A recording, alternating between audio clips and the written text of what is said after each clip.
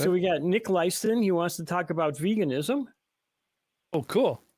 Well, hello. Am I audible? Yeah. Hi, Nick. How you doing? Hi, Nick. Hi. You can hear me? I've never tried this. Yeah, I can hear you. Cool. Great.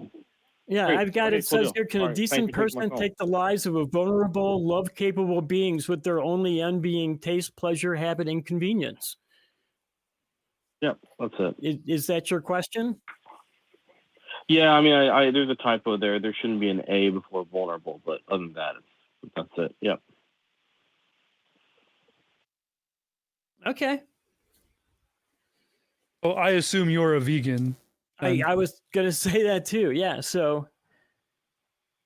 Well, yeah, or that I'm not a decent person, or I don't think I'm a decent person. But no, I've been a vegan for 30 years, and I also don't think I'm really a decent person. So you can feel like you're not a decent person and be a vegan, but you can't not be a vegan and seriously consider yourself a decent person. Well, you could consider yourself or feel like one, right? Still, maybe somebody else might not consider you one, but you yourself might not feel bad about it. Oh yeah. No, I kind of feel like there's something like deep down that would tell us that we're doing something wrong, even if we may not be conscious of it. Kind of like a deep down. I'm not sure that happens with everybody. I'm really not. But I maybe it's something that should happen with everybody. I have always thought that everybody who eats meat should have to kill and clean an animal at least once in their life. Oh, wow. So to understand what it is that you're what you're eating. So the problem is that like you might have like a serial killer like Jeffrey Dahmer, and it's like, well, you better kill a human if you're willing to do it. If you're willing to eat them, he's like, yeah, sure, I'll go ahead and do it. It doesn't necessarily mean you're. No, I'm just saying an animal, I'm not just saying an animal. Like even if it's just a bluegill, just a small fish that you're going to eat. I just think that everybody should have to do it at least once. I'm not saying people should go out and start being serial killing to eat humans. But I'm just saying I think everybody should understand the process behind causing death and preparing an animal for food. Right. No, I understand that. I just don't know if it's necessarily a good thing for people to sensitize themselves to such a degree that they can do these horrible things. Maybe it's better for people to kind of do it without actually realizing the harm they're doing. From my experience, from people doing it, a lot of people get just the opposite. Like, wow, I don't realize how horrible and nasty this is until I actually did it, got my hands in it. So that's one of the reasons I think people should have to do it, because it brings that realization to you. And I don't see a lot of satisfaction coming out of it from the people doing it, honestly. So that's a good point. But I don't know, maybe you're having a different experience than I am. No, I think that's a good point. I think it's nice. I mean, the problem is that it's still encouraging someone to do this violent action as opposed to just directly saying, look at some of this footage, see how horrible it is, and then just stop doing it, man. Like, you don't have to try to see if you would actually be willing to harden your heart enough to do it yourself. And yeah, maybe that will cause some people to go vegan because they just can't do it. But a lot of people might push themselves through it and do something really, really bad, and then have to suppress all that guilt inside themselves until they explode.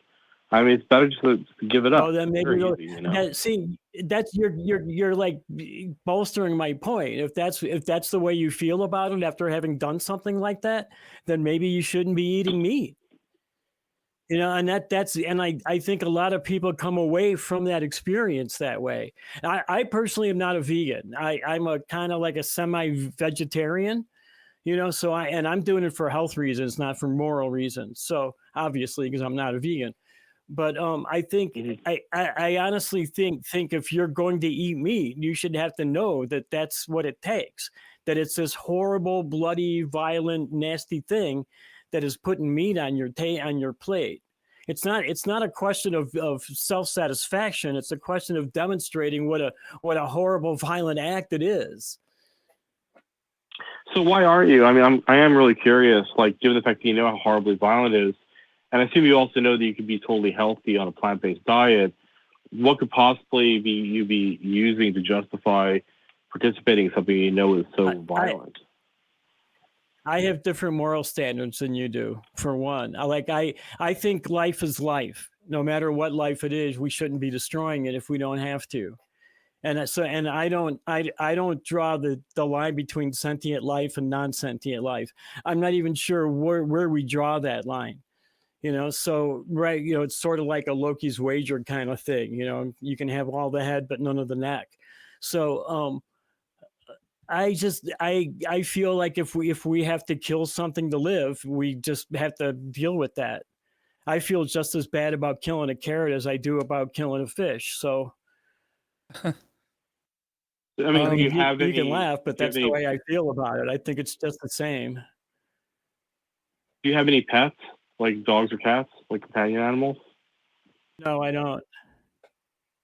Or well, I have a you Great Dane. family, right?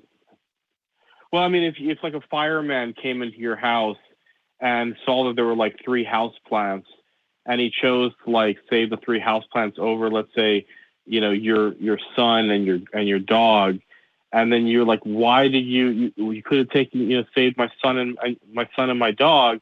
Why did you save these 3 house plants? And it's like, well, look, I think that all life is the same, plant life, animal life, so I saved 3 lives. Like, what do you want? I saved more lives. And I think that's kind of a morally sketchy. I don't think Kelly was trying to say that he had like a living creature or a vegetable on the same level. He said he feels just as bad about killing a fish as he does eating a carrot. In other words, it's not a problem. It doesn't bother him, is what I think is what he meant. Yeah, I don't think I don't think that the house plants' lives are more important than a human's lives. I don't think a dog's life is more important than a human's life. I don't think the house plant's life is more important than the dog's life. I mean, we all have our preferences, right? I just try not to draw those preferential lines. That's all. You can go in the opposite direction, because when I say this, almost all vegans do. You want to talk about cannibalism now? Because that's the other direction this conversation usually goes with me and vegans. I consider myself the furthest thing from even a vegetarian, never mind a vegan. You'll have to fight me to get to eat a vegetable most times. Outside of potatoes, that's pretty much the only thing. I like Indian food, for example, because it's just a big bowl of meat and sauce and bread. Now, I'm going to just take the selfish side of it and say, look, I'm older. This was how I was raised, and I'm going to my grave eating meat, and there's nothing that's going to make me really change my mind on that. However, I would fight for your right to be vegan for as long as I possibly could. I even think that vegetarianism is almost a certainty in the future of mankind, at least. Veganism, I feel, is a little extreme.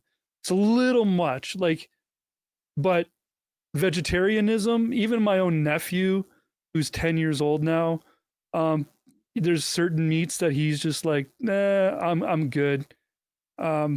And I think it's only a matter of time before, our great grandchildren are going to be like, this is a cow, I'm not eating that. And I think that's just the way the world's going to go.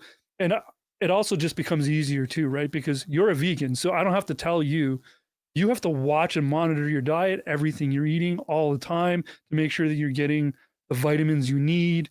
And it's a lot of work to be a vegan, but as technology and science advances, we'll add more things to our carrots and oranges to get protein and things like that we need.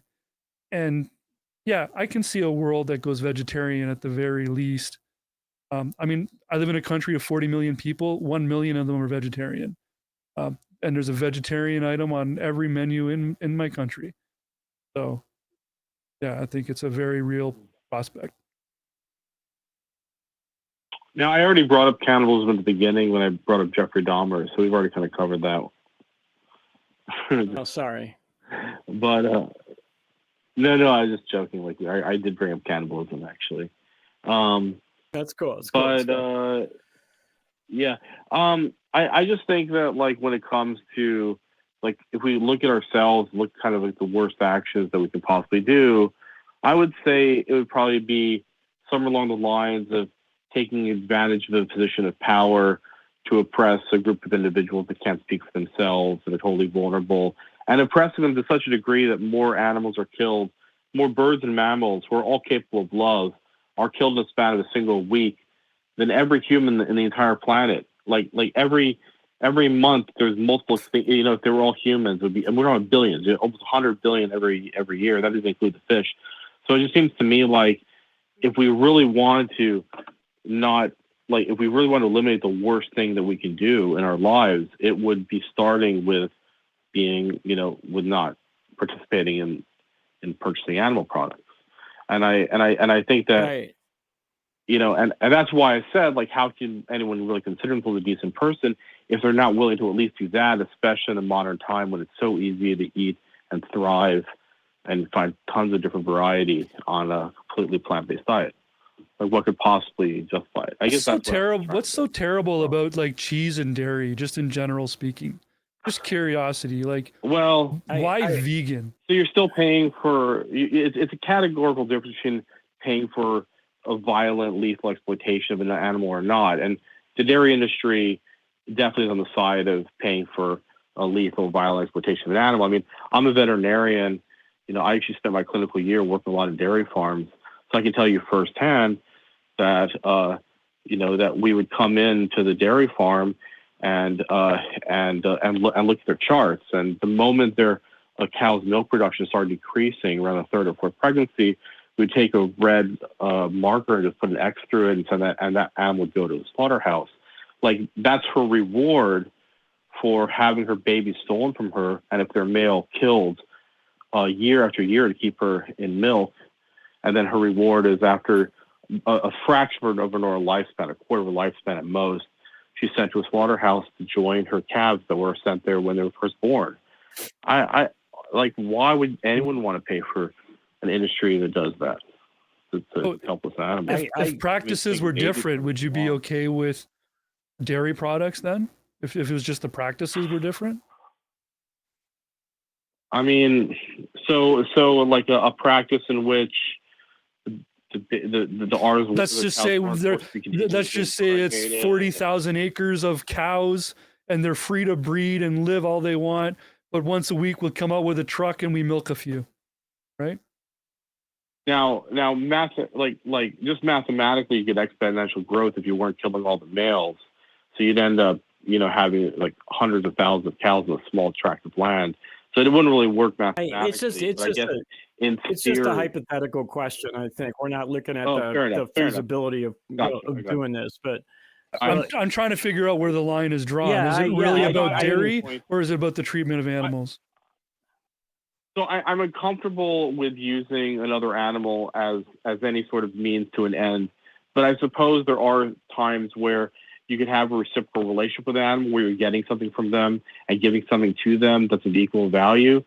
Certainly when someone like adopts a dog from a shelter, saving their life, then they have this lovingness to the dog. If the dog runs and gets fetches their paper or something, they're getting a benefit from the dog, or the dog defends their house, or even becomes a seeing eye dog. I mean, that's a reciprocal relationship with a dog they rescue. I think that's a fine relationship with an animal. It's a little more. So it'd be like okay for this hypothetical cow. So it'd be okay for me to have my own cow and take care of my own cow, just a cow. So I'd have time and the ability to take care of it and make my own cheese and milk the cow and make my own butter. That would be okay with you. And keep all of the males alive in a big pasture, because she has to be pregnant in order to have a baby, in order to give milk. So she has to. So she'd have a calf every year. So you'd have to keep all those.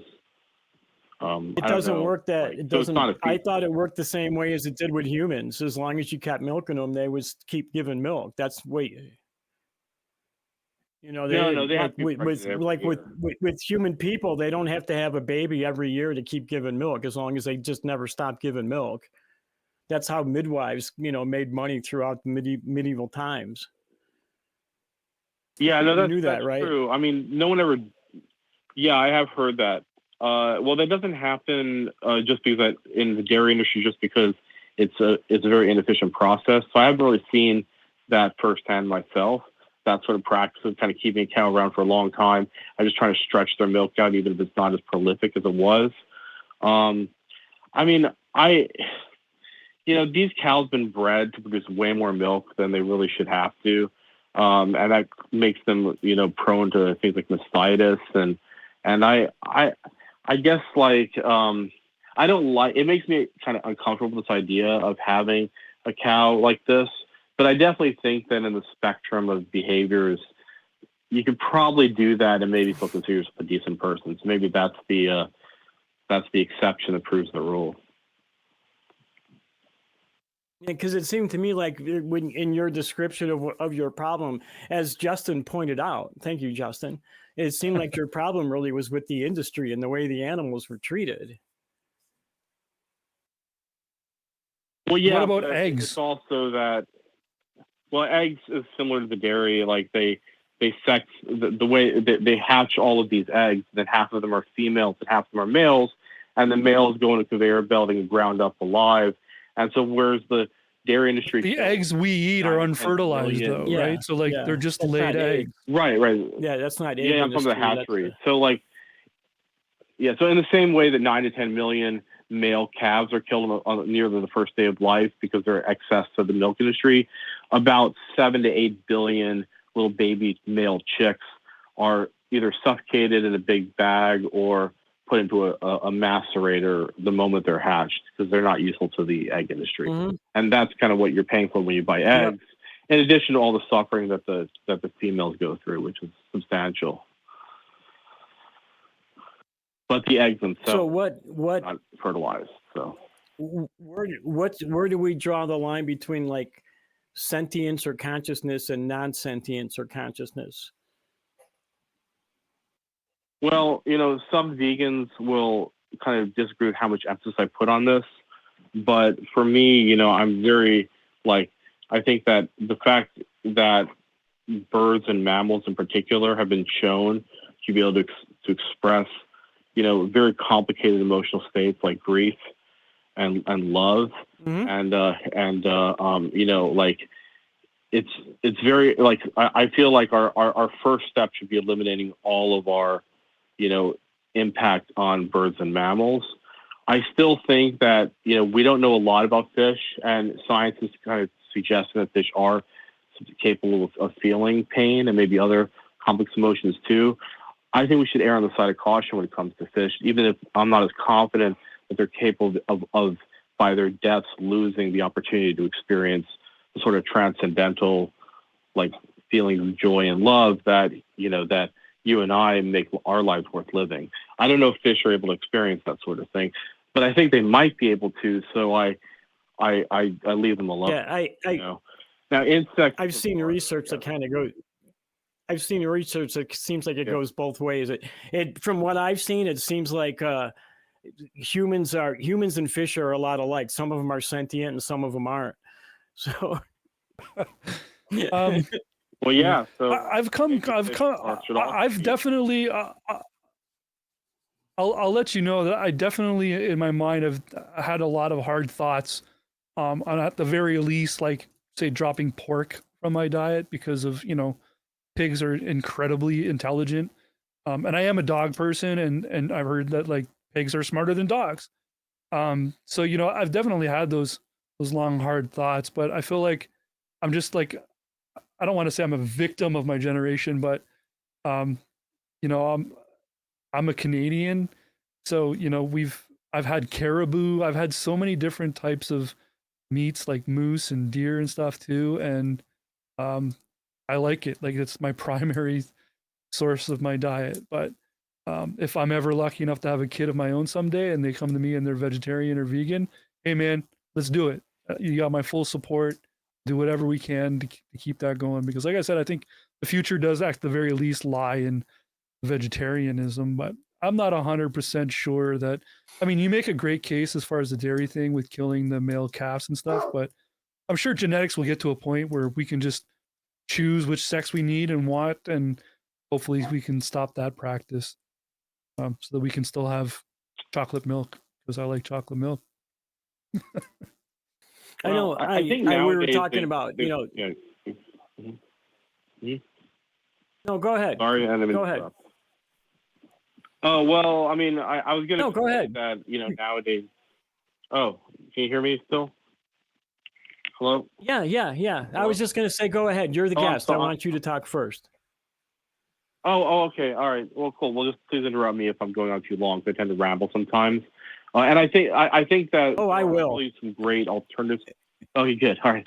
And there are great alternatives now to like chocolate, like stuff like chocolate milk that tastes amazing. But what I really want to focus on is this idea of being kind of really like addicted to something, like consuming like an animal product. And I understand addiction because I have a lot of behavioral addictions myself. It's why I spend a lot of time doing Buddhist meditation. I just finished a 20-day silent meditation retreat. And I find that like it's really helpful to kind of just sit there and sort of focus your attention on yourself, but really kind of clear your mind, have full control of your mind. And I think that this is the way that we can overcome our addictions, is by having total peace and clarity of our mind.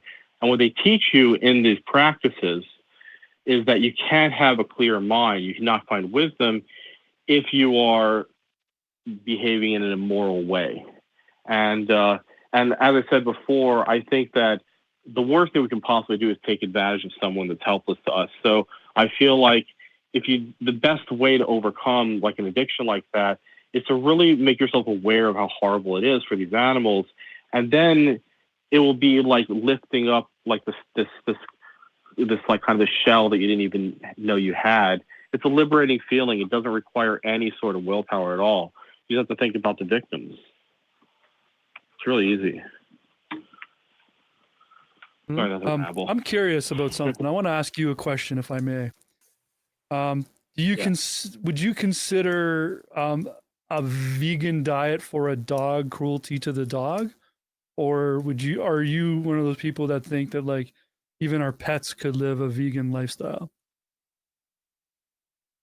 Yeah, the data is now showing that dogs in particular can thrive on a vegan diet. In fact, the two, did I actually flip off? Are you still there? Yeah. Oh! I thought I clicked you off. We're here. Yeah. So the oldest two living dogs on record are the ones that were actually vegan-fed dogs or plant-based dogs. So for dogs, it's nothing. Cats is more difficult, but recent data is now showing that if you're careful and make sure they have enough taurine, you can also feed cats a plant-based diet as well. And I have had success with doing that myself. Now, as far as you have to watch out for stones and crystals and stuff like that. Like, you can have a blockage, especially with male cats. So you have to, monitor what you're doing, because you don't want to acidify their urine or make it too basic. You have to watch their levels. Yeah, it's the same if as a human becoming a vegan, you have to monitor like crazy all of your intakes and vitamins and things, right? Well, no, that's more cats. We're omnivores, and I think it's a lot easier for us to really be flexible. We're pretty flexible when it comes to this stuff. We only need a B12 supplement, and that's it.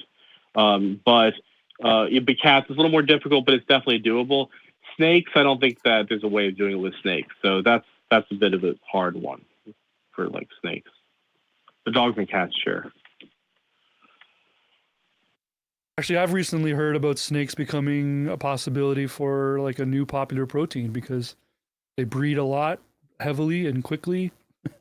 And I've never had the meat myself, but I do know some people who love snakes, and even they struggle with that whole concept because they're huge snake fans, but they're also meat fans. So they're definitely on the fence.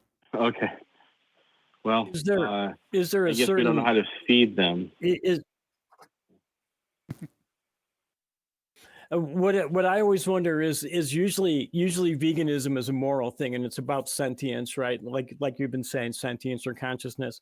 So is it, and so, and that's why people think it's okay to eat a plant, even though it's still alive, because it has no sentience or no consciousness, at least that we know of at this point. I mean, there are a few signs, like trees creating antibodies if a tree on the other side of the grove develops a disease. So we know they're communicating with each other somehow. But I'm wondering, where is it that we draw the line with animals, with sentience? Like I eat you, as you said, pigs, cows, birds, those are things that most people eat and are familiar with. But what about other things like shrimp? I mean, I don't think a shrimp Oh, shows any sign of sentience. Is it okay to eat shrimp, or? I think the one the vegans mostly debate about is mollusks, because mollusks don't have such a nervous system. And some talk about jellyfish, that they have neural nets, so who knows what they're experiencing. I think certainly I think if someone were to eat oysters and other mollusks, I think they can make a reasonable case that they're avoiding eating sentient animals. I think it's a little bit harder for animals with sentient nervous systems, including the shrimp. I mean, bees are remarkably capable of doing cognitive tasks that you would never imagine. Like ants seem to recognize themselves in mirrors, and bees are able to engage in metacognition studies where they kind of know what they know. They actually make reasonable predictions upon how good they are at a task, which is kind of wild. That means they have to wager on their answer, and they do it. And so I don't know, I'm not comfortable with really exploiting any of these animals. That doesn't mean that I think they're all on the same level. In a burning building, I'm not, I'm gonna, save a person, a human or a dog over a bee or a fish. Yeah, of course.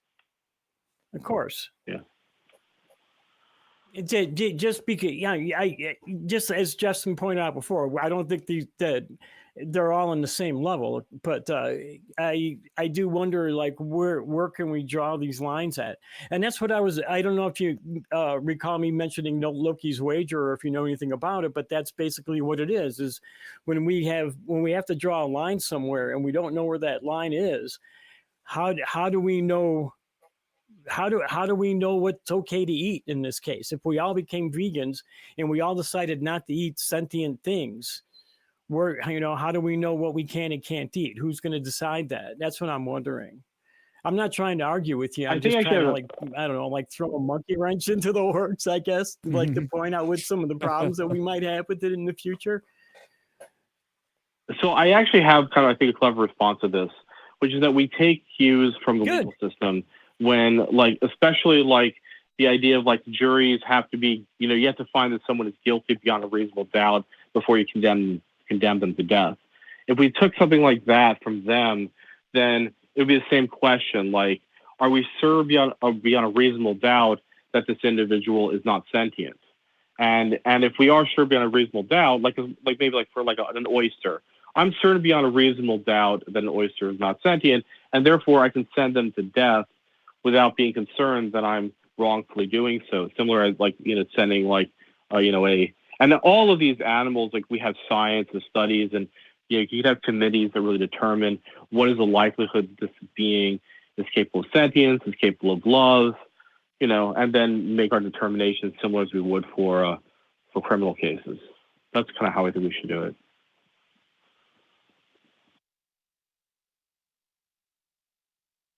Okay, Justin, you got some feedback on that idea? I mean, I think if I summarize the whole conversation, veganism is definitely more of a moral point of view and less about diet, as opposed to where vegetarians generally are just trying to be healthier. I don't know that as a society we'll ever completely get to veganism unless we can grow certain things in a lab, like animal byproducts in that case. I mean, if a cheetah can have an antelope, can I have a cow? Is it okay? I mean, I'm a carnivore. In that respect, yeah, I'm just saying. Now, if I had to go Kelly's route, where I had to kill my own meat, and there's no way, I could never do it. There's just no chance. So I'd probably would starve. To be completely honest. I mean, look, Yeah, I don't think so. I mean, especially not nowadays. And look, we live in a civilized world, and we don't take our moral cues from lions. I mean, they will take over pride and kill all the babies and force the females to mate with them so they can have no genetic offspring. That's actually something humans do. Actually, stepfathers are 70 times more likely to be responsible for the death of their stepchild than biological fathers are. And it's like what lions do. It's like if you kill a non-related offspring, then your genes will survive. But if that stepfather went in court and said, "Your Honor, this is what lions do," so I should be fine with killing this, killing my stepchild, they'd be laughed out of court. They had the book thrown at them. So we can't use the fact that, other animals prey upon, the animals that they're stronger than them as a justification for humans to act that way. I think we're beyond that, right? Well, you could say that some humans are on the same, using the same argument. You could say that some humans are murderers, so you shouldn't act like a human.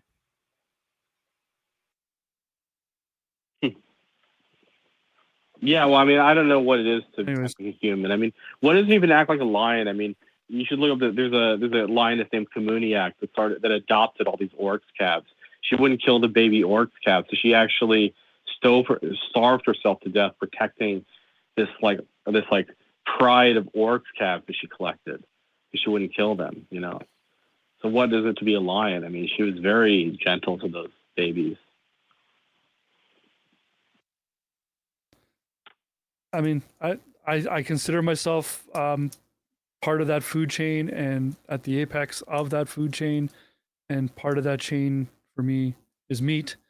It will always include meat, and I mean that's just going to. But I'll tell you what, I've heard the stories even before you've brought them up here about the industry and how it functions, and I don't like it. But me going vegan to go up against it and protest against it isn't really a path for me, unfortunately. Yeah, Nick, I have really enjoyed this call. I really have. I think. Yeah, I think we've had a really good conversation here. I really do. And unfortunately, I hear these conversations turn a bit acrimonious too often. So I really appreciate you calling. And honestly, I think you should call back and talk to Dan sometime, our regular host here. Dan is, in fact, a vegan. Oh, so there I you think, go. yeah, so I That'd be think maybe great, having and yeah, I think try to call back when he's on. I was warned. I do have some calls stacking up in the queue though, so I want to move on, Yeah, no, but I do thanks want to so much. encourage you to call back guys again. You guys are great. I loved it. Thanks a lot for the invitation. I'll certainly take you guys up on it. Thank you very much. Thank you, Nick. You've been a great caller. I really appreciate it. So have a great night, and again, I hope you do call again. I really appreciated that call. That was a good one.